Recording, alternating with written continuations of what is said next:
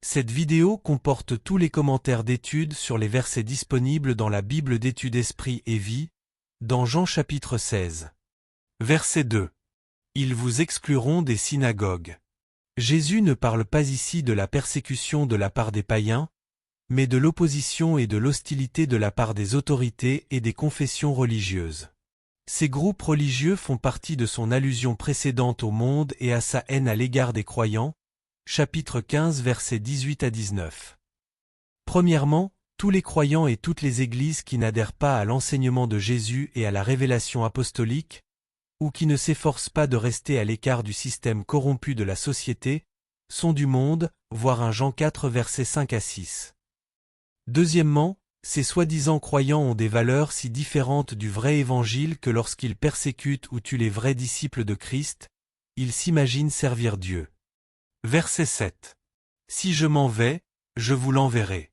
L'effusion du Saint-Esprit ne pouvait avoir lieu qu'après que Christ s'en soit allé, voir Acte 2 verset 33, voir l'article sur la régénération des disciples. Cette effusion de la Pentecôte a véritablement inauguré l'âge de l'Esprit. Verset 8. Il convaincra le monde. Quand le Saint-Esprit viendra, le jour de la Pentecôte, voir note précédente, Acte 2 verset 4, sa tâche principale, en ce qui concerne la prédication de l'Évangile, consistera à convaincre le monde.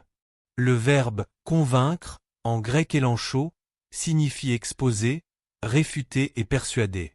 Premièrement, le ministère de conviction de l'Esprit agit dans 3 domaines. A. Le péché. Le Saint-Esprit met en évidence le péché et l'incrédulité afin de susciter une prise de conscience de culpabilité et le besoin de pardon. La conviction expose également les conséquences terrifiantes qui attendent le coupable s'il persiste dans sa mauvaise voie. Après avoir été convaincu, l'homme doit ensuite faire un choix. Souvent, cela mène à une vraie repentance et à une conversion à Jésus en tant que Sauveur et Seigneur, Acte 2 versets 37 à 38. B. La justice. L'Esprit convainc les hommes que Jésus est le Fils de Dieu, qu'il est juste, qu'il est ressuscité et qu'il est à présent le Seigneur de tous. Il les rend conscients de l'idéal de justice que Dieu a établi en Christ, leur montre ce qu'est le péché et leur donne le pouvoir de vaincre le monde, Acte 3 versets 12 à 16, 7 versets 51 à 60, 17 versets 31, 1 Pierre 3 verset 18. C. Le jugement.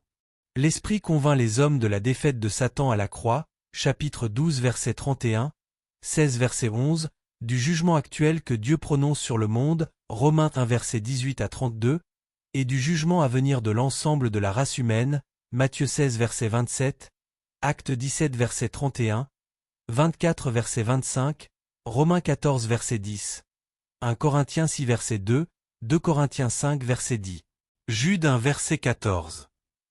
Deuxièmement, l'œuvre du Saint-Esprit, qui convainc les gens de péché, de justice et de jugement, sera manifestée en tous ceux qui sont baptisés du Saint-Esprit et sont des croyants véritablement remplis du Saint-Esprit.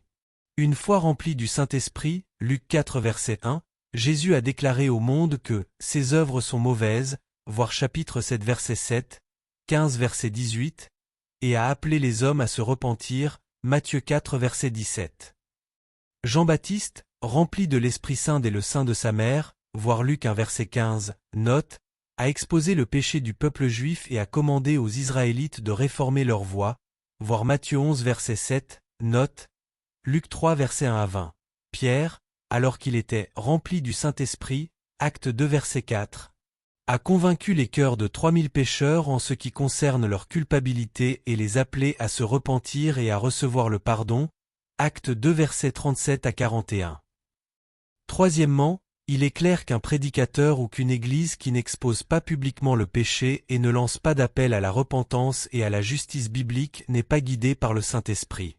Le passage de 1 Corinthiens 14 versets 24 à 25 déclare de façon on ne peut plus explicite que la présence de Dieu dans l'assemblée est rendue manifeste par la dénonciation du péché des incroyants, c'est-à-dire les secrets des cœurs, ainsi que par la conviction et le salut qui s'ensuivent. Verset 13. Il vous conduira dans toute la vérité. L'œuvre de conviction du Saint-Esprit n'est pas seulement dirigée vers les inconvertis, versets 7 à 8, elle agit également sur les croyants et sur l'Église dans le but de les enseigner, de les corriger et de les conduire dans toute la vérité. Matthieu 18 verset 15. 1 Timothée 5 verset 20, Apocalypse 3 verset 19.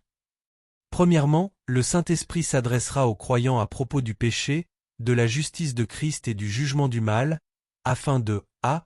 Les rendre conformes à Christ et à son critère de justice, voir 2 Corinthiens 3 verset 18, b. Les conduire dans toute la vérité, c. Glorifier Christ, verset 14. Ainsi donc, le Saint-Esprit œuvre dans le cœur des croyants afin d'y reproduire la vie sainte de Christ.